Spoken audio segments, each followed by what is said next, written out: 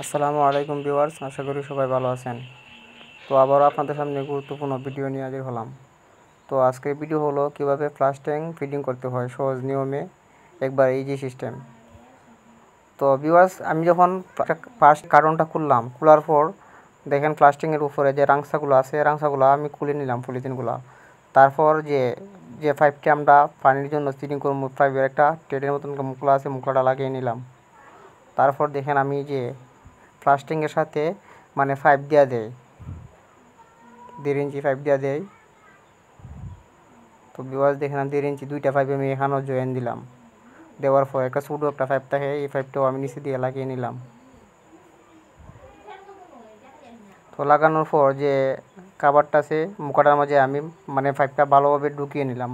ঢুকানোর পর দেখেন আমার যে কমেডের পাইপটা আছে, কমেডের পাইপটার মাঝে আমার যে লুডাউনের 6 ইঞ্চি পাইপটা আছে এটা আমি ঢুকিয়ে নিয়েছি।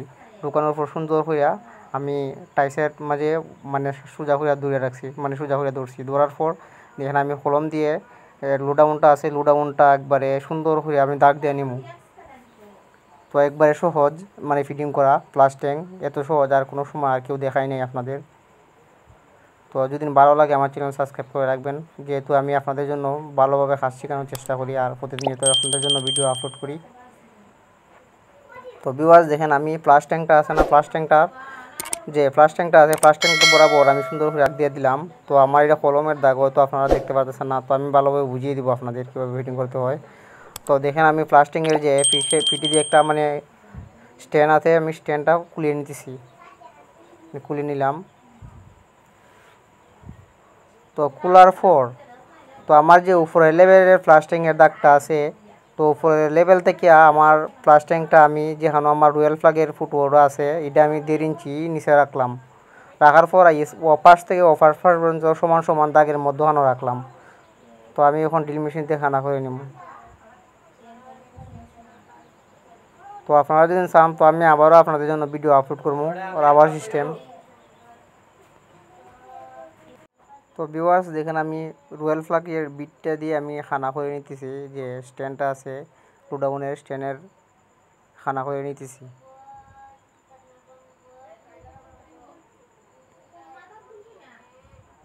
তো আমার চ্যানেলে আরও অন্যান্য ভিডিও আছে, চাইলে দেখতে পারেন। তো আমি একটা লুডাউন ফিটিংয়ের ভিডিও আমি আপলোড করছিলাম, চাইলে এই ভিডিওটাও দেখতে পারেন কীভাবে লুডাউন ফিটিং করতে হয়। তো আমি রয়্যাল ফ্ল্যাগগুলো মারিয়ে নিতেছি। তো চাইলে আমার ধরনের অনেক ধরনের কাজের ভিডিও আছে, অবশ্যই চাইলে শিখতে পারেন। তো ভিউয়ার্স দেখতে পাচ্ছেন এখন আমি স্ট্যান্ড যে লুডাউনের স্ট্যান্ডটা আছে, স্ট্যান্ডটা আমি লাগিয়ে নিব মানে টাইসের সাথে।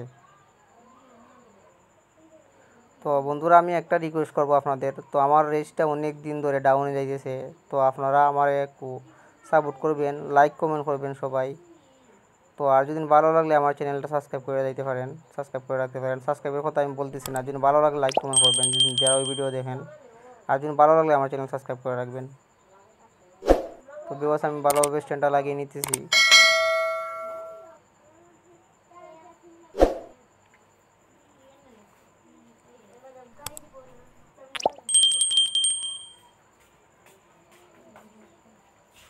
তো তারপর আমি লোডাউনটা দেখেন একটু উপর সাইডে ধরে আমি হালকা একটা যাত্রা দিব, আমার লোডাউনটা সুন্দর করে বসে যাবে ওয়ালের সাথে, স্ট্যান্ডের সাথে।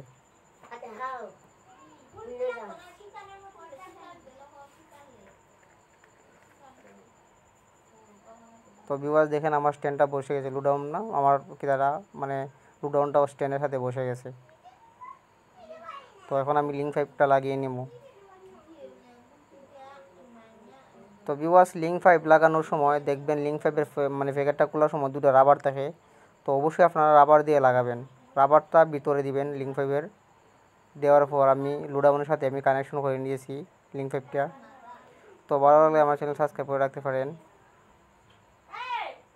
তো আমি লিঙ্ক পাইপটা লাগিয়ে নিয়েছি, রাবার দিয়ে লাগাইছি। তো লিঙ্ক পাইপের রাবার থাকে দুইটা, আমি দুই পাশে দুইটা রাবার ঢুকিয়ে নিয়েছি। তারপর আমার অ্যাঙ্গেল স্টকটা আছে, অ্যাঙ্গেল স্টকের মাঝে ওপর মাথাটা আমি লাগিয়ে নিয়েছি লিঙ্ক পাইপের। তারপর আমি লোডাউনটার মাঝে পানি দিব, পানি ছাড়বো। তো অবশ্যই বুঝতে পারছেন একটা লোডাউন কীভাবে ফিটিং করতে হয়। তো আর যদি না ফিটিং করতে পারেন তাহলে কমেন্ট করবেন, পরবর্তী ভিডিওতে আমি আবার দেখিয়ে দেবো। ইনশাল্লাহ ভালো থাকবেন, সুস্থ থাকবেন, নেক্সট ভিডিওর জন্য অপেক্ষা করবেন। আসসালামু আলাইকুম।